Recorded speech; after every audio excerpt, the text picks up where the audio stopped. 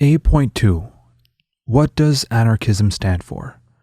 These words by Percy Bysshe Shelley gives an idea of what anarchism stands for in practice and what ideals drive it. The man of virtuous soul commands not, nor obeys. Power, like a desolating pestilence, pollutes whatever it touches, and obedience, bane of all genius, virtue, freedom, truth, makes slaves of men and of the human frame a mechanized automaton. As Shelley's lines suggest, anarchists place a high priority on liberty, desiring it both for themselves and others. They also consider individuality, that which makes one a unique person, to be a most important aspect of humanity. They recognize, however, that individuality does not exist in a vacuum but is a social phenomenon. Outside of society, individuality is impossible since one needs other people in order to develop, expand, and grow. Moreover, between individual and social development, there is a reciprocal effect. Individuals grow within and are shaped by a particular society, while at the same time they help shape and change aspects of that society, as well as themselves and other individuals, by their actions and thoughts.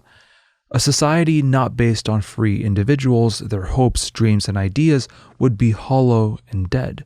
Thus, open quote, the making of a human being is a collective process, a process in which both community and the individual participate, end quote. Consequently, any political theory which bases itself purely on the social or the individual is false.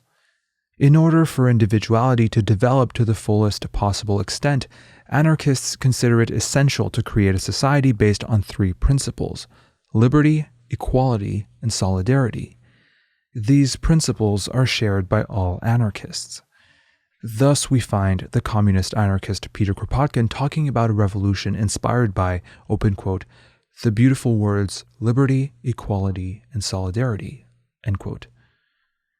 Individualist anarchist Benjamin Tucker wrote of a similar vision, arguing that anarchism, open quote, insists on socialism, on true socialism, anarchistic socialism, the prevalence on earth of liberty, equality, and solidarity, end quote.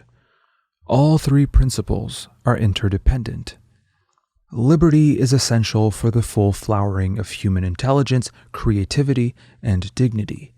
To be dominated by another is to be denied the chance to think and act for oneself, which is the only way to grow and develop one's individuality.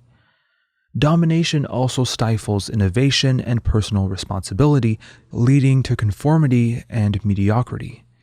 Thus, the society that maximizes the growth of individuality will necessarily be based on voluntary association, not coercion and authority. To quote Proudhon, all associated and all free. Or, as Luigi Galliani puts it, anarchism is, open quote, the autonomy of the individual within the freedom of association, end quote. See further section A.2.2, Why do anarchists emphasize liberty? If liberty is essential for the fullest development of individuality, then equality is essential for the genuine liberty to exist. There can be no real freedom in a class-stratified, hierarchical society riddled with gross inequalities of power, wealth, and privilege. For in such a society, only a few, those at the top of the hierarchy, are relatively free, while the rest are semi-slaves. Hence, without equality, liberty becomes a mockery, at best the freedom to choose one's master or boss as under capitalism. Moreover, even the elite under such conditions are not really free because they must live in a stunted society made ugly and barren by the tyranny and alienation of the majority. And since individuality develops to the fullest only with the widest contact with other free individuals, members of the elite are restricted in the possibilities for their own development by the scarcity of free individuals with whom to interact. See also section A.2.5, Why are anarchists in favor of equality? Finally, solidarity means mutual aid, working voluntarily and cooperatively with others who share the same goals and interests. But without liberty and equality, Society becomes a pyramid of competing classes based on the domination of the lower by the higher strata. In such a society, as we know from our own, it's dominate or be dominated, dog eat dog, and everyone for themselves. Thus, rugged individualism is promoted at the expense of community feeling, with those at the bottom resenting those above them, and those on the top fearing those below them. Under such conditions, there can be no society-wide solidarity, but only a partial form of solidarity within classes whose interests are opposed, which weakens society as a whole. See also section 8.2.6, Why is solidarity important to anarchists?